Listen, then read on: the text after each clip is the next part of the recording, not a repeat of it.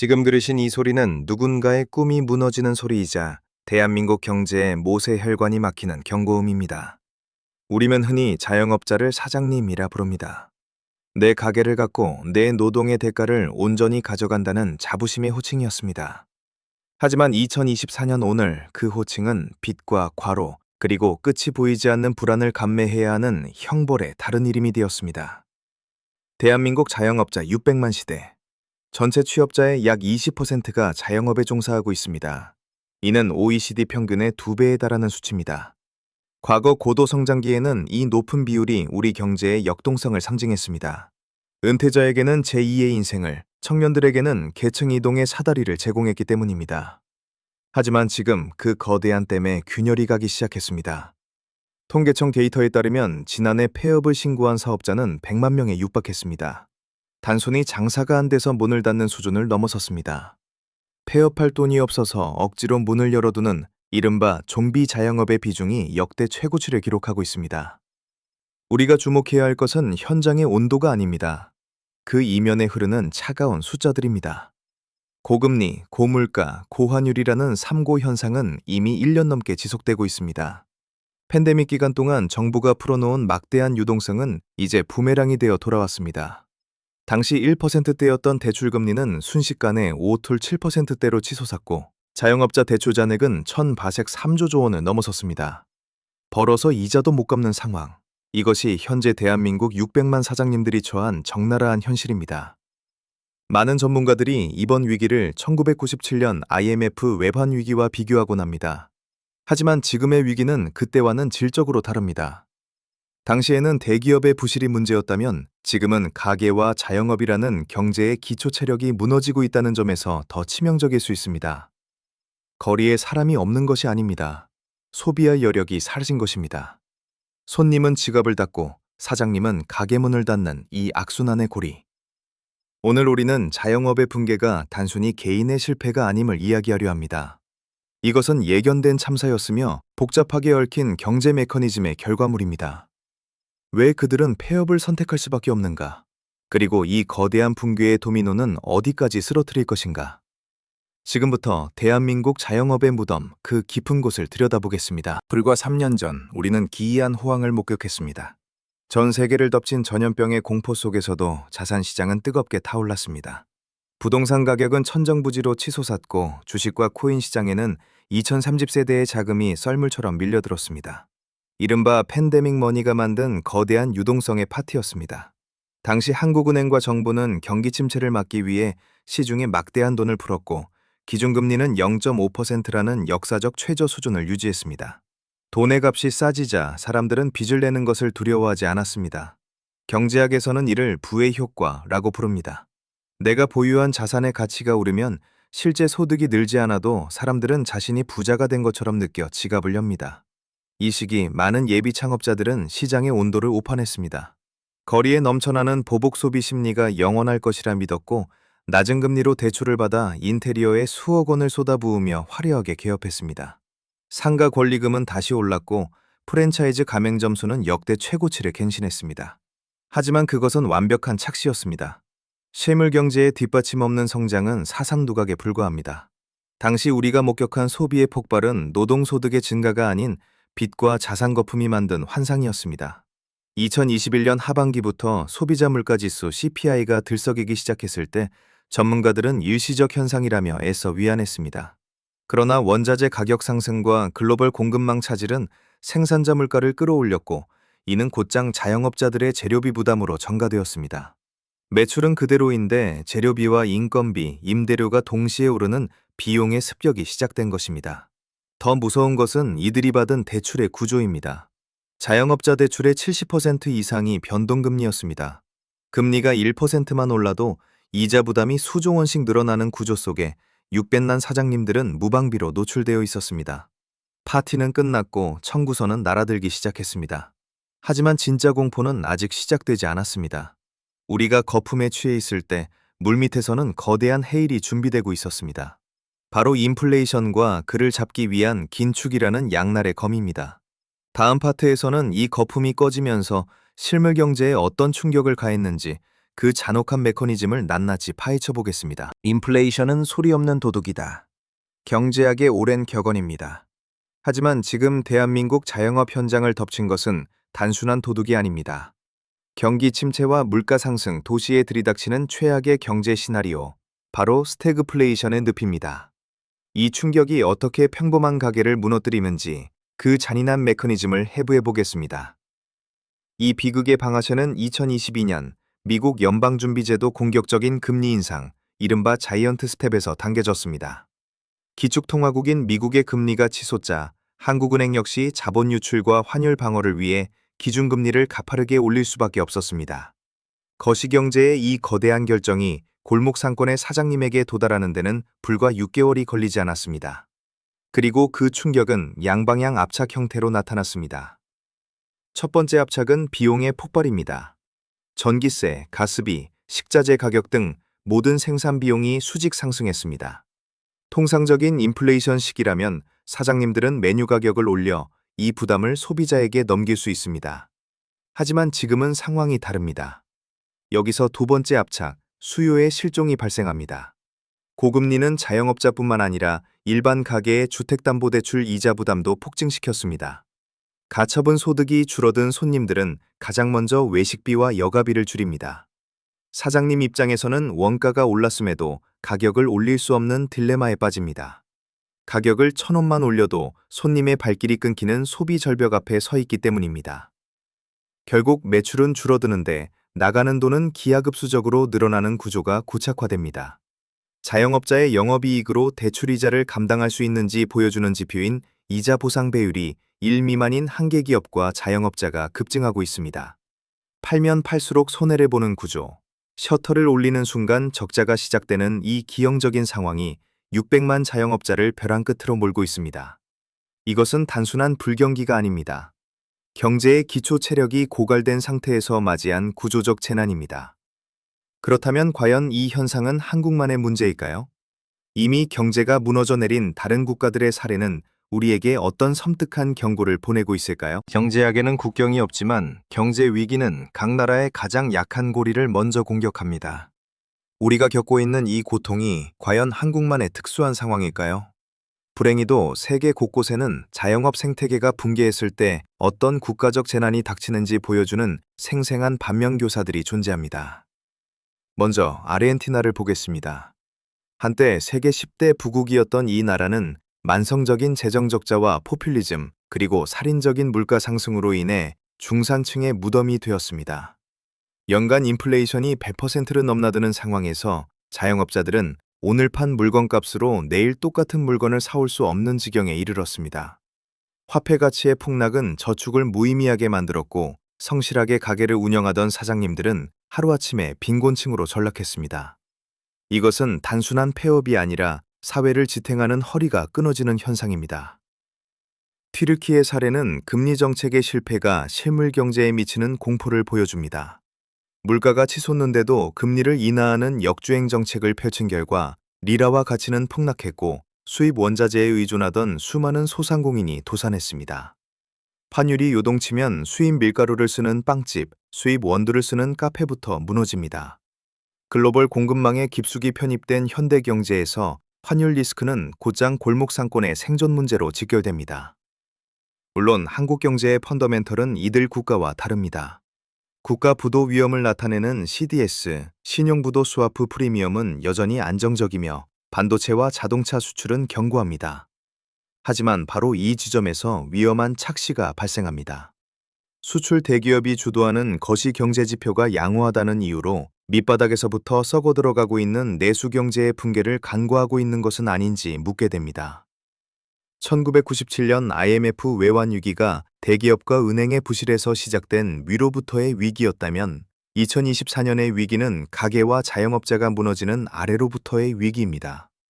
아르헨티나와 베네수엘라가 보여주듯 자영업의 몰락은 단순히 가게 문을 닫는 경제적 사건을 넘어 범죄율 증가, 치안 부재, 사회적 갈등 비용의 폭증으로 이어집니다. 우리는 지금 남의 나라 이야기라고 안심할 때가 아닙니다. 그들의 실패한 역사 속에 우리의 미래가 비치고 있기 때문입니다. 이제 시선을 다시 한반도로 돌려보겠습니다. 이 글로벌한 위기의 파도가 한국이라는 특수한 방파제에 부딪혔을 때 과연 어떤 파열음을 내고 있을까요? 다시 차가운 숫자의 세계로 돌아오겠습니다. 2024년 현재 대한민국 자영업자 대출 잔액은 1,043조 원을 넘어섰습니다. 이는 대한민국 정부 1년 예산의 1.5배가 넘는 천문학적인 규모입니다. 우리는 이 숫자를 한국 경제의 뇌관이라 부릅니다. 뇌관이 터지면 그 폭발력은 단순히 골목 상권을 태우는 데 그치지 않고 금융 시스템 전체를 뒤흔들기 때문입니다. 한국 자영업 부채의 가장 치명적인 약점은 부동산과의 기형적 결합에 있습니다. 많은 사장님들이 사업 자금을 마련하기 위해 자신이 살고 있는 아파트를 담보로 잡혔습니다. 사업의 실패가 곧장 주거의 상실로 이어지는 구조입니다. 만약 자영업자가 이자를 갚지 못해 담보로 잡힌 아파트가 경매로 쏟아져 나온다면 어떻게 될까요? 부동산 시장의 급락을 초래하고 이는 다시 담보가치 하락으로 이어져 멀쩡한 대출마저 회수당하는 악순환의 고리, 즉 금융가속기 효과가 작동하게 됩니다. 더욱 우려스러운 지점은 대출의 질입니다. 은행 문턱을 넘지 못한 저신용 자영업자들이 저축은행, 카드사, 캐피털 등 제2금융권으로 몰려갔습니다. 3곳 이상의 금융기관에서 돈을 빌린 다중채무자의 비중이 전체 자영업 차주의 절반을 넘어섰습니다. 이것은 빚으로 빚을 막는 돌려막기가 한계에 다다랐음을 의미합니다. 실제로 최근 새마을금고와 저축은행의 연체율이 급등하며 위기설이 나도는 것은 결코 우연이 아닙니다. 금융기관의 건전성이 악화되면 그들은 비 오는 날 우산을 뺐듯 대출을 회수하거나 금리를 더 올리게 됩니다. 이 신용경색은 결국 소비 위축을 불러옵니다. 이자를 갚느라 지갑이 얇아진 가게는 소비를 줄이고 소비가 줄면 기업의 매출이 감소하며 이는 다시 고용 악화로 이어집니다. 600만 자영업자의 몰락은 단순히 사장님들의 눈물로 끝나지 않습니다. 그것은 우리 경제를 지탱하던 거대한 소비의 축이 무너지는 것이며 은행 시스템의 부실을 초래해 국가 신용등급까지 위협할 수 있는 시스템 리스크의 시작입니다. 우리는 지금 1,000조 원짜리 시한폭탄 위에 앉아 있습니다. 그리고 그 타이머의 숫자는 점점 0을 향해 달려가고 있습니다. 정부와 중앙은행은 이 거대한 뇌관을 해체하기 위해 과연 어떤 카드를 쥐고 있을까요?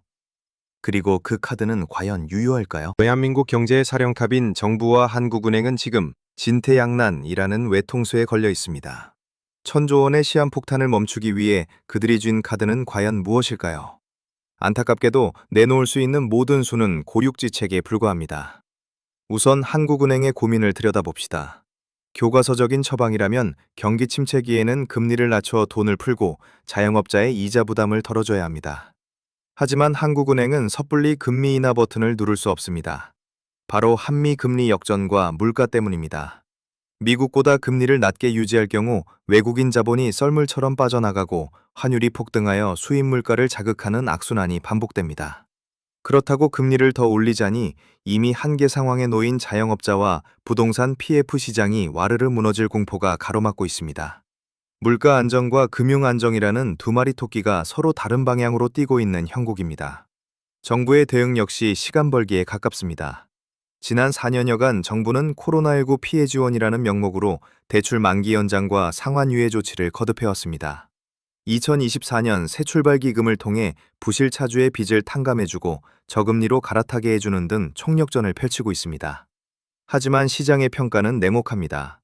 전문가들은 이러한 조치를 경제의 모르핀이라고 비판합니다. 당장의 고통은 있게 해주지만 병 자체를 치료하지는 못한다는 것입니다. 빚을 갚을 능력이 없는 좀비 자영업자의 퇴출을 인위적으로 막음으로써 건강한 기업으로 흘러가야 할 자금이 부실한 곳에 묶이는 자원 배분의 왜곡을 초래하고 있다는 지적입니다. 더욱이 성실 상환자와의 형평성 논란, 즉 도덕적 해이 문제도 정부의 발목을 잡습니다. 빚을 안 갚고 버티면 정부가 탕감해준다는 잘못된 신호가 시장에 퍼질 경우 신용사회의 근간이 흔들릴 수 있습니다. 게다가 역대급 세수 펑크로 인해 정부의 곳간마저 비어있어 과거처럼 대규모 재정 지원을 하기도 어려운 실정입니다. 금리를 내릴 수도 올릴 수도 없는 중앙은행, 돈을 더 풀 수도 걷어들일 수도 없는 정부. 정책의 수단이 고갈된 이 상황에서 결국 생존의 책임은 다시 온전히 개인의 몫으로 돌아오고 있습니다. 폭풍우가 몰아치는데 우산조차 쓸 수 없는 상황. 이제 개개인은 각자 도생의 길을 찾아야 합니다. 다음 파트에서는 이 잔혹한 야생에서 살아남기 위해 자영업자와 예비 창업자가 반드시 갖춰야 할 구체적이고 실질적인 생존 전략을 논해보겠습니다. 거시경제의 파도가 덮칠 때 개인의 노력만으로 파도를 막을 수는 없습니다. 하지만 파도를 타는 법을 배우거나 배를 튼튼하게 고칠 수는 있습니다. 정부의 지원도 금융권의 배려도 기대하기 힘든 각자 도생의 시대. 살아남기 위해 사장님들이 취해야 할 전략은 더 이상 열심히가 아니라 냉철하게 바뀌어야 합니다. 첫 번째 전략은 현금 흐름 중심의 재무구조 재편입니다. 회계장부상의 이익은 잊으십시오. 지금 중요한 것은 통장에 찍히는 현금입니다. 불황기에는 이익보다 현금이 왕입니다. 단기 부채를 장기 부채로 전환하고 고정 비용을 변동 비용으로 바꾸는 다이어트가 시급합니다. 인건비나 임대료 같은 무거운 고정비를 줄이기 위해 무인 키오스크 도입이나 매장 축소, 샵인샵 형태의 운영 등 과감한 다운사이징을 주저하지 말아야 합니다. 덩치를 줄여야 폭풍우 속에서 침몰하지 않습니다. 두 번째는 대체 불가능한 가치 증명입니다. 저가 경쟁은 대기업이나 프랜차이즈의 영역입니다. 개인 자영업자가 가격으로 승부하려는 순간 그것은 죽음의 레이스가 됩니다. 단순히 물건을 파는 것이 아니라 대형 자본이 흉내낼 수 없는 경험과 디테일을 팔아야 합니다. 1000명의 지나가는 손님보다 우리 가게를 반드시 찾아오는 100명의 팬덤을 만드는 것에 집중하십시오. 불황에도 지갑을 여는 소비자는 자신의 취향을 저격하는 곳에는 아낌없이 투자합니다. 마지막으로 가장 고통스럽지만 필요한 조언을 드립니다. 바로 손절매 영국이입니다. 경제학에는 매몰 비용의 오류라는 개념이 있습니다. 이미 들어간 돈과 시간이 아까워 가망 없는 사업을 붙들고 있다가 더 큰 빚더미에 앉는 현상입니다. 객관적인 지표, 예를 들어 3개월 연속 적자가 지속되고 이자 보상 배율이 1 미만이라면 폐업은 실패가 아니라 더 큰 추락을 막는 전략적 후퇴임을 받아들여야 합니다. 폐업 비용을 아끼려다 재기 불가능한 파산에 이르는 비극을 우리는 너무나 많이 목격했습니다. 지금은 확장의 시기가 아닙니다. 수비의 시기이자 내실을 다지는 인내의 시간입니다. 이 혹독한 겨울을 버텨낸 씨앗만이 다음 봄에 가장 화려한 꽃을 피울 수 있습니다. 이제 이 긴 여정을 마무리할 시간입니다. 이 잔혹한 기록이 우리에게 남긴 마지막 메시지는 무엇일까요? 오스트리아의 경제학자 슌페터는 자본주의의 본질을 창조적 파괴라고 정의했습니다. 낡은 것이 무너져야 새로운 혁신이 그 자리를 채운다는 이 차가운 이론은 오늘날 대한민국 골목 상권에서 가장 잔혹한 방식으로 증명되고 있습니다. 우리가 자영업의 무덤이라 불렀던 그 현장은 어쩌면 비대해진 거품을 걷어내고 경제의 체질을 바꾸는 고통스러운 수술대일지도 모릅니다. 지난 20분간 우리는 1000조 원의 부채, 치솟는 금리, 그리고 구조적 붕괴라는 무거운 진실을 마주했습니다. 하지만 숫자가 아무리 비관적이라 해도 그 숫자를 채우고 있는 것은 결국 사람입니다. 통계청 데이터 속 폐업자 1명은 누군가의 가장이었고 누군가의 어머니였으며 우리 이웃의 치열했던 젊음이었습니다. 그들의 실패를 단순히 시장 논리에 의한 도태로 치부해서는 안 되는 이유가 여기에 있습니다. 자영업의 위기는 역설적으로 우리 사회에 근본적인 질문을 던집니다. 은퇴 후 치킨집을 차리는 것 외에는 대안이 없는 빈약한 사회 안전망, 부동산 불패 신화에 기댄 기형적인 자산 구조, 그리고 내수 시장의 한계를 넘어선 과밀한 경쟁. 이 모든 모순이 응축되어 터져나온 것이 지금의 폐업 도미노입니다. 따라서 이 비극을 멈추기 위해서는 개개인의 각성뿐만 아니라 실패한 이들이 다시 일어설 수 있는 패자 부활의 사다리를 국가가 놓아주어야 합니다. 실패가 낙인이 아니라 더 단단한 재기를 위한 자산으로 인정받는 사회 시스템이 필요합니다. 지금 이 순간에도 누군가는 눈물을 머금고 가게 간판을 내리고 있을 것입니다. 하지만 기억하십시오. 폐업은 사업의 종료일 뿐 당신 인생의 종료가 아닙니다. 셔터가 내려가는 그 순간이 어쩌면 당신을 짓누르던 빚과 과로의 굴레를 벗고 새로운 삶을 향해 나아가는 첫걸음일 수 있습니다. 경제에는 사계절이 있습니다. 폭독한 겨울은 반드시 끝나고 버텨낸 땅에서는 다시 싹이 틉니다. 600만 사장님들, 그리고 예비 창업자 여러분, 지금의 시련은 당신이 부족해서가 아니라 시대가 바뀌고 있기 때문입니다. 부디 이 거친 파도 속에서 스스로를 잃지 마십시오. 무너진 자리에서 다시 희망을 길어올릴 당신의 내일을 진심으로 응원합니다.